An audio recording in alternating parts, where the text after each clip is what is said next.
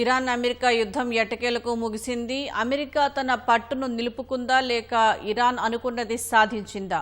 ప్రపంచంలో చమురు సరఫరా ఎలా జరగనుంది? గ్లోబల్ సప్లై చైన్ ఎలా ఉండబోతోంది? ఇలాంటి అంశాలను వివరించేందుకు ఇరాన్ అమెరికాలో దౌత్యవేత్తగా పనిచేసిన డాక్టర్ టీవీ నాగేంద్ర ప్రసాద్ ప్రత్యేక ముఖాముఖి. ఇరాన్ అమెరికా యుద్ధం ముగుస్తుందా లేదా, అసలు దీనికి ఒక అంతం ఉందా లేదా అనేది ఇన్నాళ్ళు వినిపించిన ప్రశ్న. సో వీటన్నిటికీ పులి స్టాప్ పడుతూ అమెరికా అధ్యక్షుడు ట్రంప్ అలాగే ఇరాన్ అధ్యక్షుడు శాంతి ఒప్పందం పైన సంతకాలు చేశారు. సో ప్రపంచ ఆర్థిక వ్యవస్థకు ఇన్నాళ్ళు ఆటంకంగా మారిన యుద్ధం ఇప్పుడు ముగింపు పలకడంతో ఇది ప్రపంచ ఆర్థిక వ్యవస్థకు ఎలా దోహదపడుతుంది అనే విషయాలను మనతో పాటు చర్చించేందుకు ఇరాన్ మరియు అమెరికాలో పనిచేసిన దౌత్యవేత్తగా పనిచేసిన నాగేంద్ర ప్రసాద్ గారు ఉన్నారు. వారిని అడిగి మరిన్ని విషయాలు తెలుసుకుందాం. సార్ నమస్కారం సార్. సో ముందుగా ఎన్నాళ్ళ నుంచో వేచి చూస్తున్న సమయం వచ్చేసింది. దాదాపు 3 నెలలకు పైగా జరుగుతున్న ఈ యుద్ధం శాంతి ఒప్పందం పైన ఇరు దేశాల అధ్యక్షులు సంతకాలు చేశారు. సో ఈ పరిణామాలు ఎలా చూడాలంటారు సార్? ఇది పెద్ద ఉపశమనం అనుకోవచ్చు మన ప్రపంచానికే. బోత్ శాంతికి అవనివ్వండి, తర్వాత ఆర్థిక పురోగతికి కానివ్వండి, ఇది పెద్ద మంచి ఒప్పందం. ఎంత నిలబడగలదు అనేది పెద్ద ప్రశ్న. కానీ ఇందులో అమెరికా చేసిన ప్రయత్నం కానివ్వండి, అందులో అమెరికా చేసిన ప్రయత్నమే పెద్దది.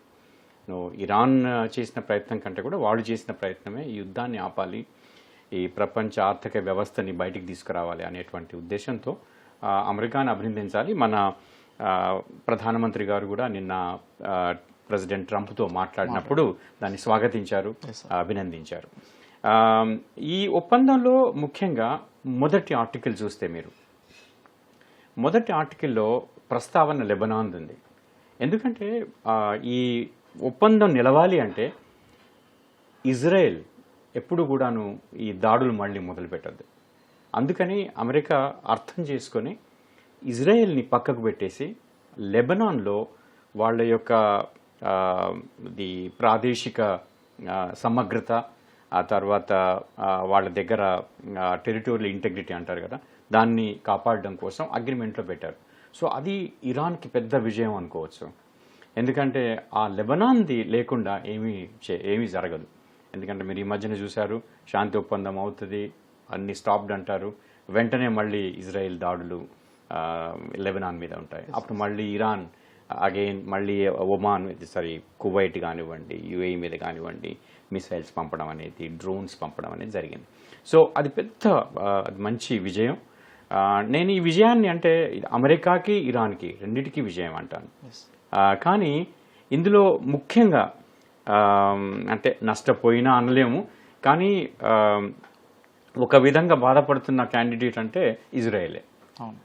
సో ఈ ఒప్పందం మొత్తం నిలబడేది, దానికి ఫల్క్రమ్ అంటారు కదా, నిలబడేది ఇజ్రాయెల్ లెబనాన్ మీద దాడి చేయకుండా ఉంటే ఇవన్నీ సంగతులన్నీ జరిగిపోతాయి. సో ఇప్పుడైతే ఒక శాంతి ఒప్పందం పైన సంతకం చేశారు.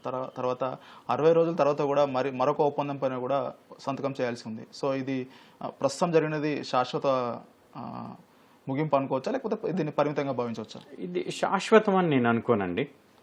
మీరు 60 రోజులు అన్నారు కదా, 60 రోజులు సంవత్సరం కూడా కావచ్చు.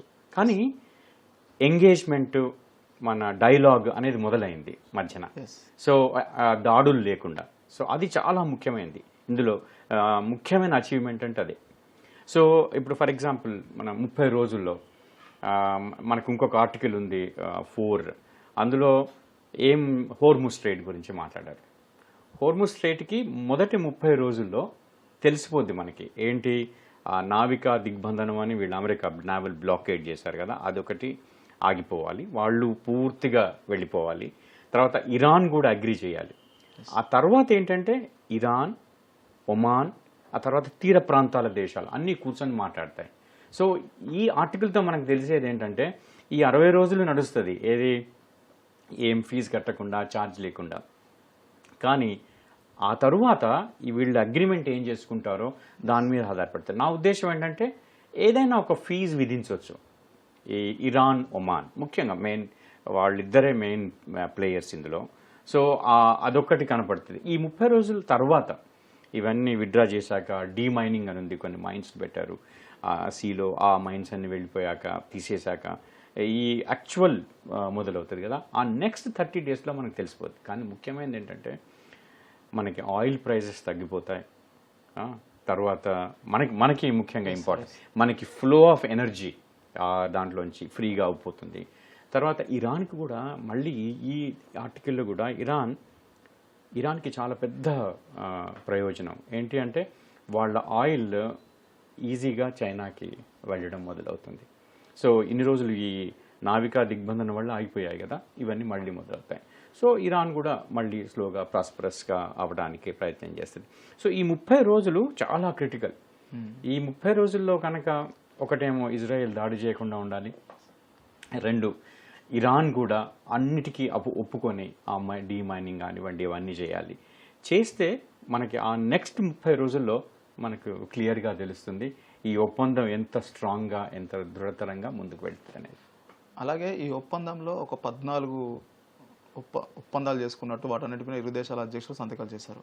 సో ఈ యొక్క 14 అంశాలు ఈ సాధ్యమేనంటారా? 14 అంశాల్లో మీకు ఇప్పుడు ఈ యుద్ధం మొదలైంది ఎందుకు, మెయిన్గా ఆర్టికల్ 8 ఉంది ఇందులో. ఆర్టికల్ 8లో ఏం చెప్తున్నారంటే ప్రత్యేకంగా యురేనియం, ఇది సుసంపన్నం చేసిన యురేనియం వాటి గురించి మాట్లాడారు అందులో. కానీ పెద్దగా స్ట్రాంగ్గా ఇరాన్ని కంప్లీట్గా అవాయిడ్ చేయాలనేది కనిపించట్లేదు. ఏంటి అంటే ఇంతకుముందు ఒబామా గారు చేసిన అగ్రిమెంట్ లాగా 2015లోనేమో దానిలాగా ఏం చెప్తున్నారంటే ఈ IAEA ఉంది కదా, ఇంటర్నేషనల్ ఆర్గనైజేషన్, వాళ్ళ టెస్టింగ్కి వాళ్ళ చెకింగ్కి ఇన్స్పెక్షన్కి ప్రొవిజన్ కల్పించారు. ఆ తర్వాత యురేనియం ఒక 90 టన్నులో ఏమో ఉంది, అందులో 60% ఎన్రిచ్ చేసింది సుసంపన్నం చేసిన యురేనియం ఉంది. అది మొత్తం ఇరాన్ నుంచి బయటకు తీయాలా లేదా అనేది అందులో మెన్షన్ చేయలేదు. ఇన్ని రోజులు ఏంటి యుద్ధం మొదలైందే దాంతో. మెయిన్ కారణం వీళ్ళు యురేనియం చేస్తున్నారు, వీళ్ళ దగ్గరికి న్యూక్లియర్ బాంబ్. ఇప్పుడు ప్రెసిడెంట్ ట్రంప్ కూడా ఎన్నోసార్లు చెప్పారు ఇరాన్ దగ్గర అణ్వాయుధం లేకుండా చేస్తున్నామని. సో ఆ డిస్కషన్స్ ఎంతవరకు పోతాయి, తర్వాత ఇరాన్ రిటర్న్ చేస్తుందా కంప్లీట్గా 60% సుసంపన్నం చేసిన యురేనియంని, ఇవన్నీ క్వశ్చన్స్. కానీ ఈ ఒప్పందం ద్వారా ఏంటంటే కూర్చొని డైలాగ్ కోసం ఈ అవకాశం కల్పించింది. సో దాంతో నేను అనుకోవడం ఇది పెద్ద అచీవ్మెంట్ అమెరికాకు కానివ్వండి, ఇరాన్కి కానివ్వండి, రీజనల్ దేశాలకు కూడా.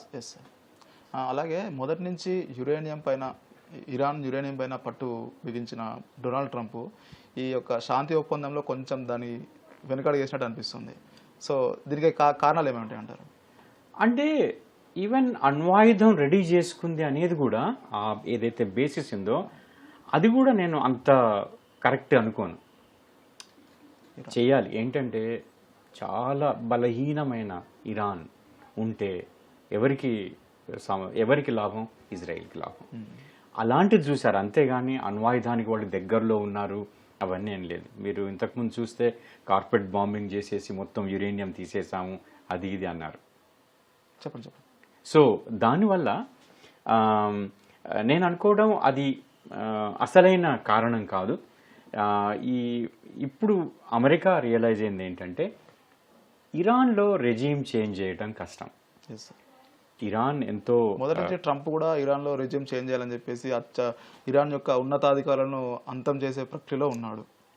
మొదటి వారంలో మీరు చూస్తే సుప్రీం లీడర్ అయతుల్లా ఖామెనీ నుండి ఆ తర్వాత లారిజానీ వరకు వాళ్ళందరినీ హతం చేశారు.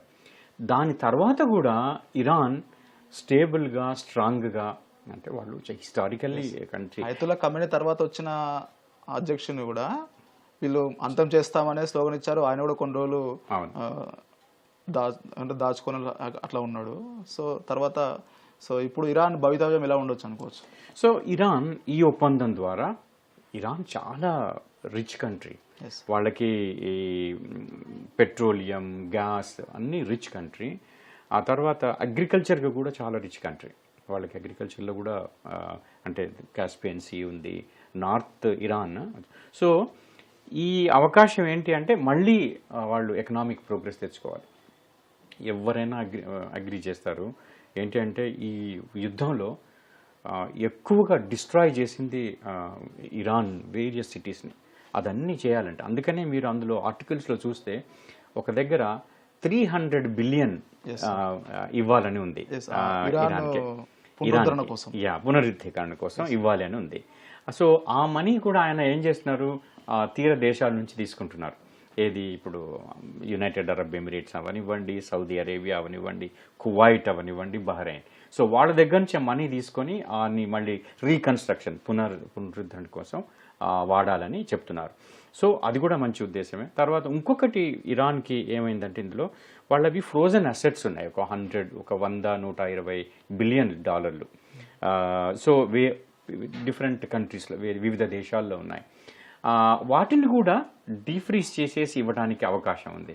సో దాంతో ఇరాన్ ఎకనామిక్గా ఆర్థికంగా పుంజుకునే అవకాశం ఉంది. నేనేమనుకుంటాను ఎప్పుడంటే ఈ ప్రాంతంలో పీస్ఫుల్గా ప్రాస్పరస్గా ఉన్న ఇరానే బెటర్. కానీ ఇజ్రాయెల్ ఏమనుకుంటుంది అంటే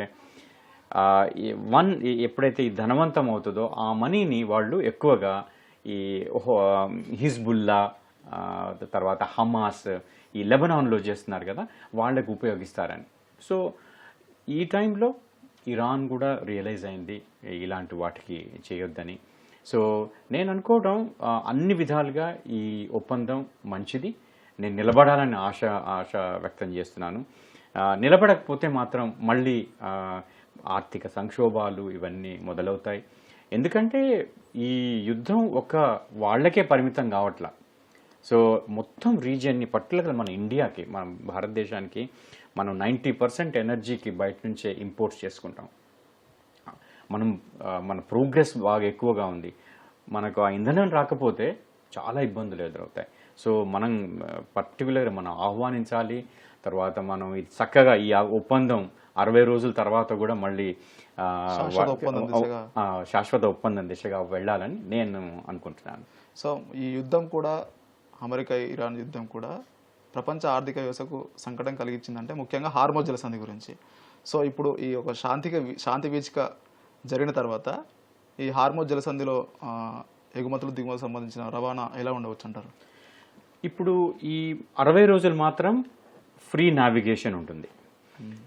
ఆ తర్వాత వాళ్ళు ఒమాన్, ఇరాన్, తీర ప్రాంతాల దేశాలు మాట్లాడుకొని ఒక ఫీజు లాంటిది డిసైడ్ చేయాలని అనుకుంటున్నారు వాళ్ళు. సో నేను అనుకోవడం హోర్ముజ్ జలసంధి ప్రాబ్లం వెళ్ళిపోవాలి, ఫీజుతో అయినా పర్వాలేదు. కానీ చాలా ఇంటర్నేషనల్ అగ్రిమెంట్స్ చాలా ఉన్నాయి. ఆ అగ్రిమెంట్స్ని కూడా వాళ్ళు కన్సిడర్ చేసి ఎలా ఫ్రీ నావిగేషన్ ఉండాలని వాళ్ళు ప్రయత్నాలు చేస్తారు. నేను అనుకోవడం ఇరాన్ కూడా వాళ్ళకి కూడా అది బ్లాకేడ్ అనేది చాలా కష్టతరం అయిపోయింది. వాళ్ళు కూడా సహకరిస్తారని నేను అనుకుంటున్నాను.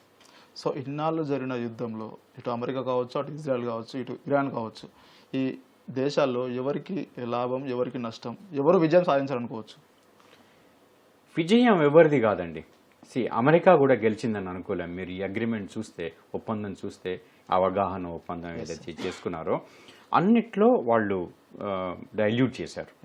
ఈవెన్ యురేనియంది కూడాను వాళ్ళు చాలా డైల్యూట్ చేసి ఇచ్చారు ఇరాన్కి. కానీ చాలా ఆర్థికంగా చాలా నష్టపోయింది Iran. So thank you sir, thank you very much. So ఇది ఇరాన్ అమెరికా మధ్య జరిగిన శాంతి ఒప్పందం అటు ఇరు దేశాలతో పాటు ప్రపంచ ఆర్థిక వ్యవస్థకు కూడా చాలా దోహదం చేస్తున్నది. ఇది ఒక శుభ పరిణామంగా డాక్టర్ నాగేంద్ర ప్రసాద్ గారు చెప్తున్న విషయాలు. కెమెరామ్యాన్ బాలాజీతో భాస్కర్, ఈటీవీ న్యూస్, హైదరాబాద్.